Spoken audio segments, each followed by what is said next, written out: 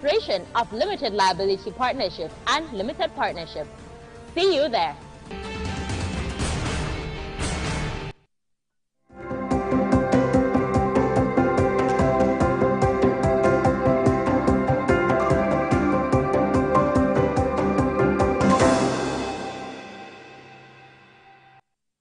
Good morning and thank you very much for joining us. I am Yori Folani. I hope you had a great weekend, although there's been some, not so good news talking about ECOWAS, the Economic Community of West African States, and three countries in the Sahel region pulling out of ECOWAS, alleging that from their point of view, ECOWAS, the commands of ECOWAS and all of that, have gotten very hostile to their aspirations. And so they have served notice that they're pulling out forthwith. As you know, ECOWAS has immediately responded, saying that it is not aware and that they were looking towards a dialogue approach, not wanting to lose any of its members. Now, we were going to look this morning at combating insurgency, banditry, and kidnapping in Nigeria. And immediately, there have been those commentators who have been saying that this situation, if care is not taken, will actually exacerbate the problem of combating insurgency, banditry, and kidnapping. Because, as you know, some of those countries are actually border us on the north. We put out this story yesterday and this morning. Let's look at it again. The military-led government of Niger announced on its national television a joint decision with Mali and Burkina Faso to pull out of ECOWAS. It may not come as a surprise to many that these three French-speaking West African countries have decided to pull out of the regional body. The three countries have continued the alliance of Sahel states, including signing a joint pact to help one another against external aggression. This is from fear of ECOWAS threats to use military force where necessary. The regional body and indeed other international organizations have continued to condemn the disruption of democracy in these countries with stiff sanctions. The sanctions have taken a toll on not just the economy of their countries, but also their living conditions. Financial aid from countries like the United States have been halted, with their assets in ECOWAS frozen.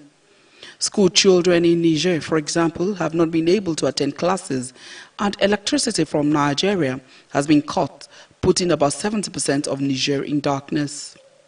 All these pressures, including diplomatic negotiation, is to ensure a return to democracy.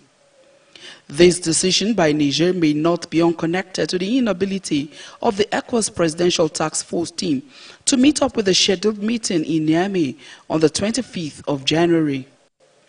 A communique from the ECOWAS Commission says the team could not travel due to technical issues on the chartered aircraft. Though the junta spokesman says the decision to sever ties with ECOWAS was due to the inability of the regional body to help in the fight against terrorism and insecurity. En effet, l'organisation n'a pas apporté assistance à nos États dans le cadre de notre lutte existentielle contre le terrorisme et l'insécurité. Face à cette situation qui perdure, leurs excellences le capitaine Ibrahim Traoré, le colonel Assimi Goïta et le général de brigade Abdourahmane Tiani, respectivement chef d'État du Burkina Faso, de la République du Mali et de la République du Niger, prenant toutes leurs responsabilités devant l'histoire et répondant aux attentes, préoccupations et aspirations de leur population, décident en toute souveraineté du retrait sans délai du Burkina Faso, du Mali et du Niger de la communauté économique des États de l'Afrique de l'Ouest. ECOWAS founding fathers set up the regional body on the 28th of May 1975 to achieve economic integration. The military takeover in 4 of the 15 member states has been regarded by many as a setback for the region. The pullout of these countries could further affect the aim of the regional body in meeting free movement and integration ECOWAS was set up to achieve. It is important to note that Article 91 of the revised ECOWAS Treaty of 1993 says, any member wishing to withdraw from the community shall give to the Executive Secretary 1 year notice in writing, who shall inform the member state thereof, At the expiration of this period, if such notice is not withdrawn, such a state shall cease to be a member of the community.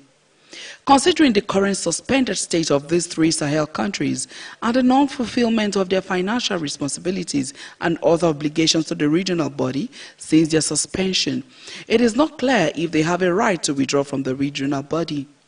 The only Arab-speaking member of the body, Mauritania, that pulled out in year 2000 followed this procedure laid out in the treaty. 4 countries are currently under suspension by ECOWAS. They are Guinea, Mali, Burkina Faso, and Niger. As the world awaits the next line of action from ECOWAS, especially ECOWAS Authority of Heads of State and Government, it is important to note that this decision or this next line of action will to a very large extent determine the strength, capacity, and sustainability of the regional bloc. Muya Thomas, TVC News, Abuja. Indeed, so that's the situation there. Quite a serious one with Burkina Faso, Mali, and Niger pulling out, alleging that the community, as far as they see it, has gone back on the original idea of the founding fathers. And when they wanted to, take their own destiny in their hands, they believe that the community has been hostile to them. So they have announced the immediate, as you just saw and heard, the immediate withdrawal of their countries from ECOWAS. But ECOWAS, for its part, says that it is yet to receive a formal notice of any such withdrawal. And in any case, it actually favors a negotiated approach to this matter. Well, our guest this morning is Senator Shehu Sani. He's joining us now remotely. A fine morning to you, Senator. Thank you very much for making the time for us. Thank you for having me. Yes. Now, we're looking at this within the context of, before this news broke, we had planned to look at combating insurgency, banditry, and kidnapping in Nigeria, a situation that has really not improved as much as Nigerians would like. Now, when this news hit, immediately people have begun to say that, seeing as these countries border us on the north, in the north, this actually could further exacerbate the situation that we're contending with as far as combating, insurgency, banditry, and kidnapping is concerned. Your view, Senator? Thank you for having me once again in your program. Well, geographically and historically, Niger and Nigeria shares history. And whatever happens in Niger is likely to happen in northern Nigeria, and whatever has happened in northern Nigeria is likely to happen in the Niger Republic. What we need to put on the facts is this. There are, as of last year's estimate, there are over 200,000 Nigerians that have been hosted in the Niger Republic as refugees. And over the years, there have been joint action between the security forces of Niger Republic and Nigeria as far as the efforts to combat the activities of Boko Haram, ISIS, and other terrorist groups operating along the border. So our relationship is not just about history, it's not just about geography, it's not just about culture and whatever, but it's also about survival. We are facing a common threat, and the unity and the joint efforts of the two nations is important in terms of being able to combat these menace. What has happened in the last few months since the takeover of government by the military in the Niger Republic is that this joint effort has seriously been affected, because the resources that Nigeria provides for the Niger Republic to be able to engage these terrorists is not there, and there are all sorts of sanctions being imposed on the Niger Republic. But we should know that as we impose sanctions on the Niger Republic, we are also imposing sanctions on ourselves. you can see from Borno State to Yobe, Jigawa, Sokoto, and Zamfara.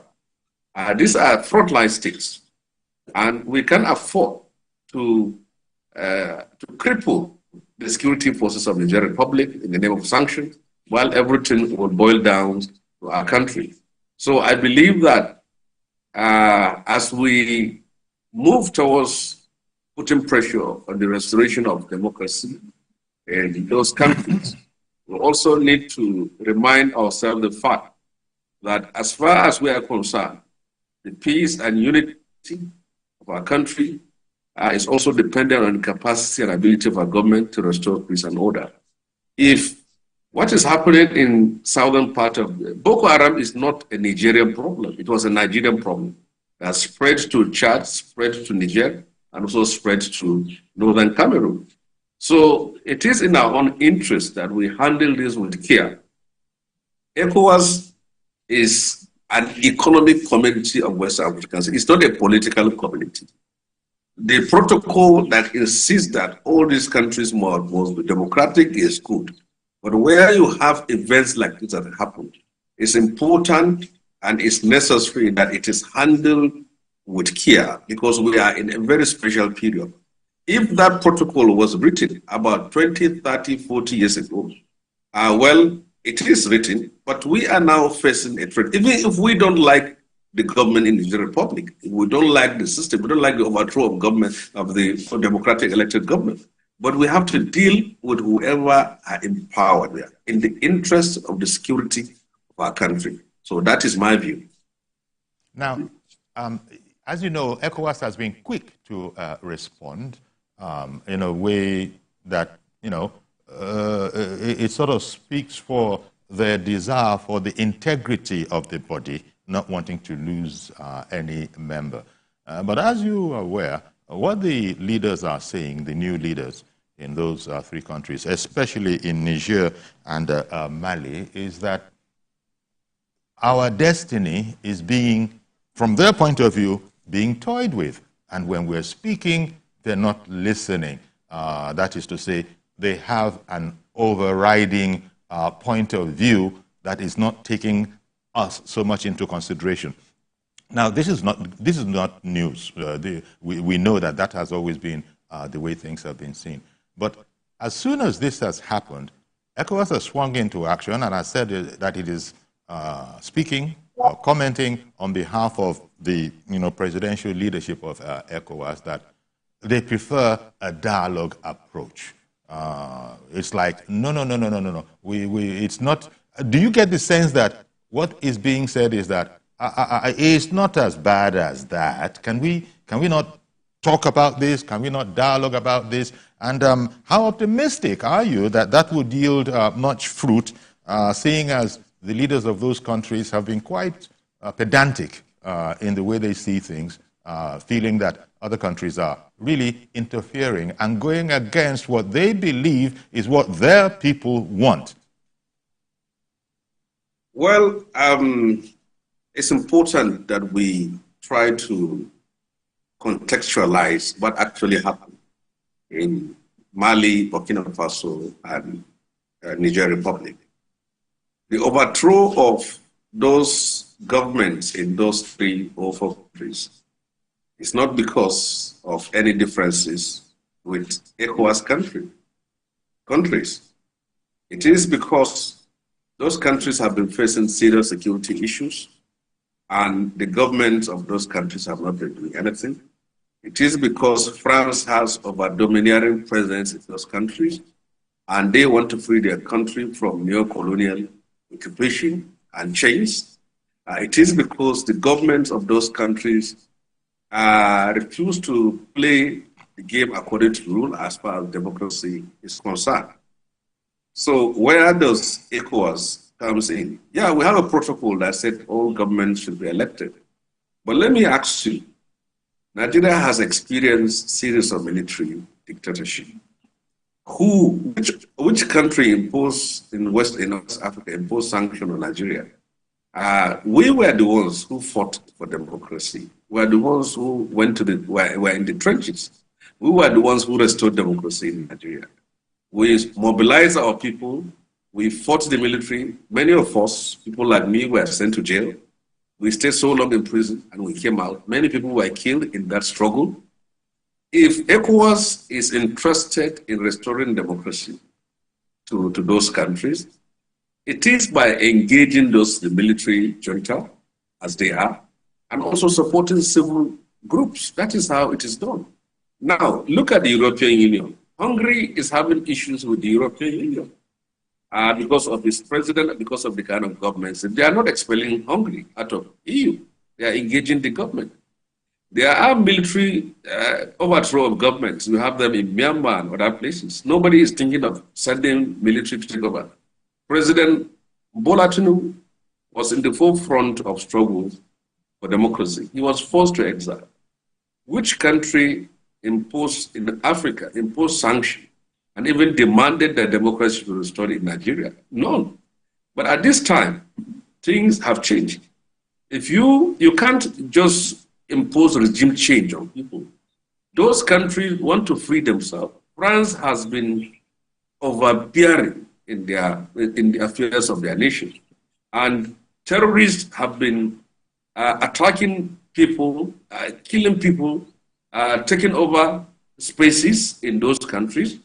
And how the military stepped in. It's not an excuse when the government failed and when terrorists are attacking for the military to take over.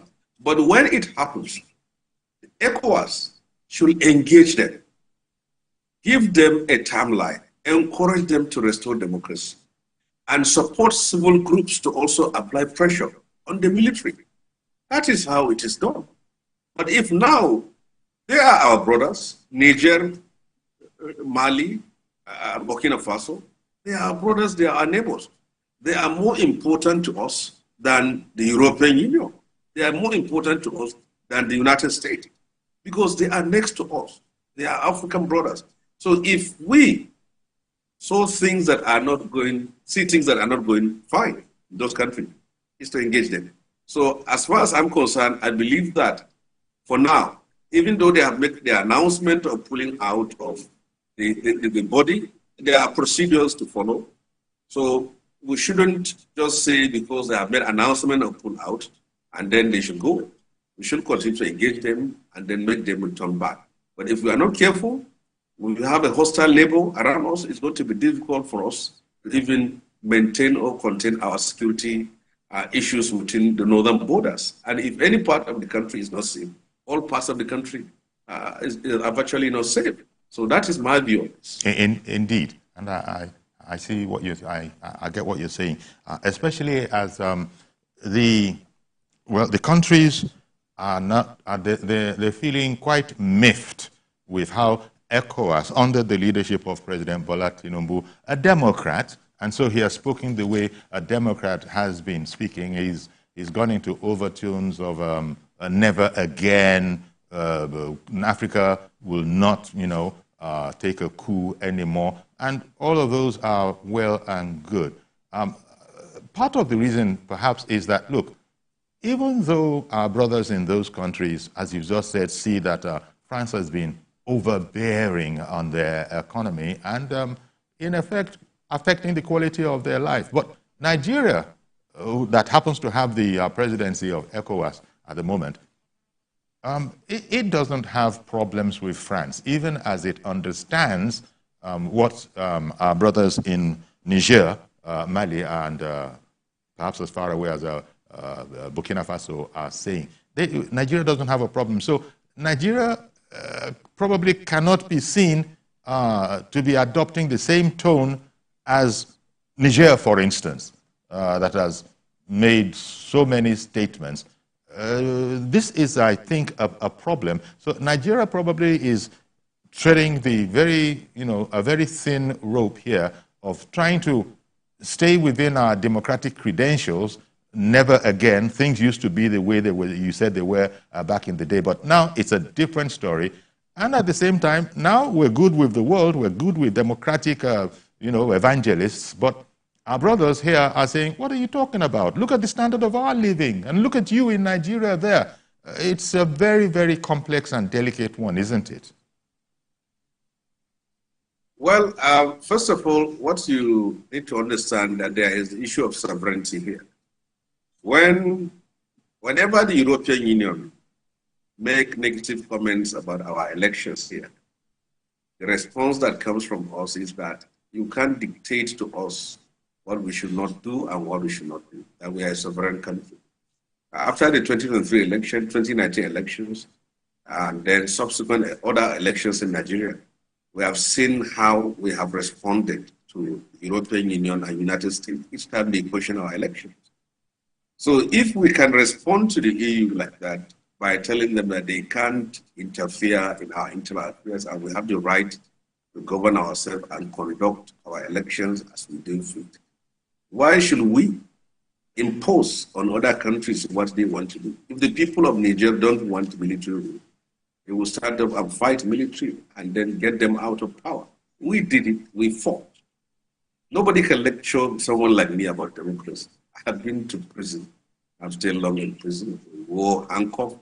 We were beaten, we were tortured. So nobody can tell us, as far as this is concerned, as for France and the West, we have seen how Western countries too have been supporting undemocratic regimes in other parts of the world. Most of the countries in the Arab world are monarchies. They never conduct elections. They violate fundamental rights of people. But why is the United States and other Western countries, why are they still there? Why are they still engaging them? So we need to understand, we have our strategic interests.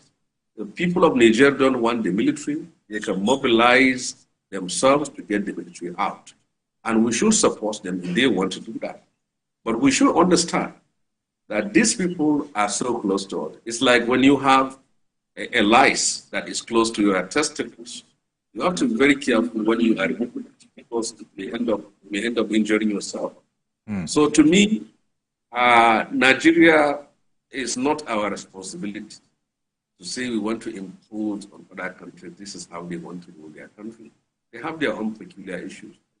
France was there for a very long time. They were not able to help them evict terrorists from their country. They are not able to help them economically. They are almost like benefiting resource-wise and everything from those nations for a very long time. Those countries, those people want to get their country back. Why should we say it? If we want to be the policeman of Africa imposing democracy, I think we have to be very careful. We have our own issues which we want to solve. Ours is to engage them. If any country of the West wants to change the military regimes in Niger, in Burkina Faso and Mali, they should come out and do it. The last time that happened was in Liberia. They told us to go into Liberia and restore peace. We end up losing many thousands of our own servicemen, and we have spent over $7 billion, and nothing came from Nigeria.